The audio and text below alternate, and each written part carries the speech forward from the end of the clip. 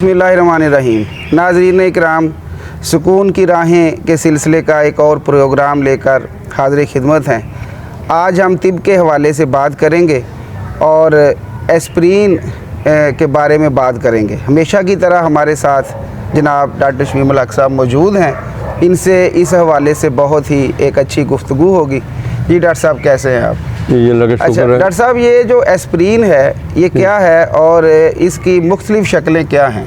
हाँ जी, ये base chemical जो सैलिसिलिक एसिड है, इसका जो केमिकल स्ट्रक्चर है, बाकी नाम एस्प्रीन से यूज़ है, डिस्प्रीन बाद में आती है। अब और भी इसकी शक्ल लोप्रिन है, दिल वाले मरीज आ चुके खाते हैं। एस्कार्ड भी है, पहले 300 मिलीग्राम की टैबलेट जो बड़ी होती है, फिर कोई 100 मिलीग्राम वाली, कोई 75 मिलीग्राम वाली है।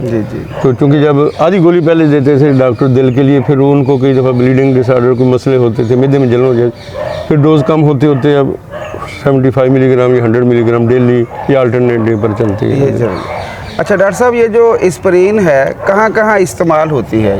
इसका एस्प्रीन का इस्तेमाल? हाँ जी बिल्कुल, हाँ, सर दर्द के लिए आमतौर पर खाते हैं लोग, सर दर्द के लिए, जिस्म दर्द के लिए, और कई बाद लोग तो लगातार खाते हैं। उसके बाद प्रॉब्लम हो जाती है, ज़्यादा शुरू हो जाती है, और उसके बाद जो है इसके अलावा खाते हैं हम खून पतला करने के लिए, जिसम में जो खून पतला, और बाद का खून जम जाता है टांगों में, या हार्ट अटैक जो होता है उसमें भी हम एस्प्रीन यूज़ करते हैं।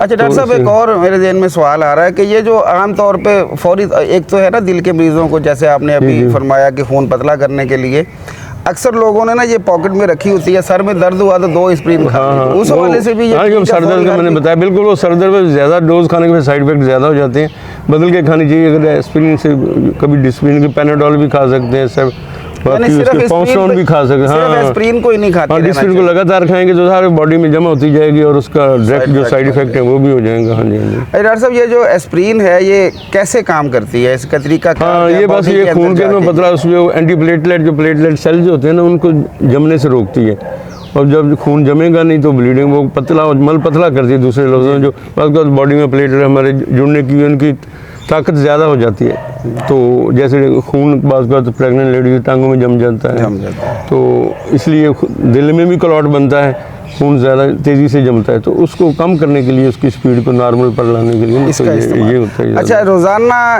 कितनी इसकी मिकदार हम लेनी चाहिए आम बंदे को या मरीज़ को? मतलब दिल वाले मरीज़ तो यही है कि 75 मिलीग्राम लेते हैं, 100 मिलीग्राम लेते हैं, लेकिन जो दूसरे लोग हैं सर दर्द वाले वो पूरी गोली खाते हैं, लेकिन वो फिर कभी कभी खानी चाहिए, ज़ाहिर है कि उसके लिए। अच्छा डॉक्टर साहब, ये जो ज़ाहिर है कोई भी मेडिसिन हम खाते हैं उसका फ़ायदा भी होता है, साइड इफ़ेक्ट भी होते हैं, तो क्या एस्प्रीन के भी कुछ साइड इफ़ेक्ट्स हैं? हाँ जी, इससे यही है कि बाद का तो एलर्जी हो जाती है, सफरने की, जैसे किसी दवाई से भी हो जाती है, और इसमें खून चूँकि पतला होता है तो उसमें ब्लीडिंग शुरू हो जाती है, बाद का नाक से, और खांसी के साथ भी खून आता है, तो इंसान समझता है शायद टीबी हो गई है, तो पेशाब के साथ बाद का खून आ जाता है, तो आँखों के नीचे भी खून बाद का जमा हो जाता है, तो ऐसी किस्म की प्रॉब्लम्स आ जाती हैं। तो उस वक्त फिर ज़्यादा ब्लीडिंग हो जाए तो फिर सीरियस मैदे में जलन हो जाती है, मैदे में ज़ख्म हो जाता है। अच्छा, इससे भी मैदे में बहुत, हाँ, इससे बड़ी तेज़ी से हो जाता है, डेथ हो जाती है, जख्मों की इतनी ब्लीडिंग हो जाती है, कंट्रोल ही नहीं होती है। हाँ, ऐसे भी। अच्छा डॉक्टर साहब, इसकी और क्या मतलब साइड इफेक्ट्स? एलर्जी भी इससे किसी तरह की हो सकती है? जैसे थप्पड़ है या और किस्म का है। जी जी, ये भी इससे रिएक्शन हो जाता है बस। अच्छा चलो, आखिर में डॉक्टर साहब ये हमें बता दीजिए कि मज़ीद इसकी क्या क्या यानी फ़ायदे हैं और क्या इसकी और ज़्यादा मतलब इसके? हाँ नहीं, वो तो यही, हाँ, एलर्जी वो तो हमने डिस्कस किया है। अब हम देखते हैं कि अगर कोई रिएक्शन आए या उसका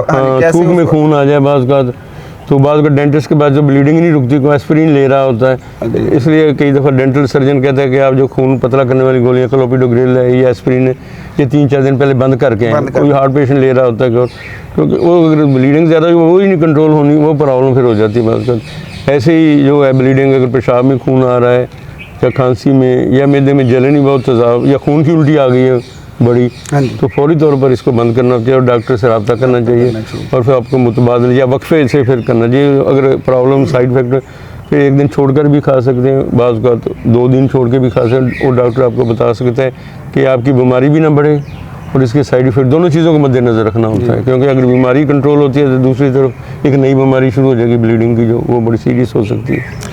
जी नाजरीन, ये हमारा आज का प्रोग्राम था, और इसका हम यही, इससे हमें एक जो बात हमारे सामने आती है कि मेडिसिन जो है वो हमेशा डॉक्टर के मशवरे से इस्तेमाल करनी चाहिए, और आजकल ये जो एक ट्रेंड चला हुआ है सेल्फ मेडिकेशन का, इससे ज़रूर अवॉइड करना चाहिए। अगर आप एस्पिरिन खा भी रहे हैं, लेकिन जैसे अभी डॉक्टर साहब ने फरमाया है कि इसकी अगर ज़्यादा डोज ले लेंगे तो ज़ाहिर है वो भी नुकसानदेह है। तो इसी तरह कोई भी दवाई है, जो दवा है जो हम लेते हैं, मेडिसिन लेते हैं, चूँकि आजकल दौर भी ऐसा ही है परेशानी का, मसाइल का, लेकिन हमेशा डॉक्टर के मशवरे से इस्तेमाल करनी चाहिए। और अगर उसका कोई रिएक्शन हो रहा है तो फ़ौरी रुक के फ़ौरी डॉक्टर से रजू करना चाहिए। इसी के साथ ही मुझे शहबाज शफ़क़त मिर्ज़ा को और डॉक्टर शीमल हक साहब को इजाज़त दीजिए। अल्लाह हाफिज़। शुक्रिया।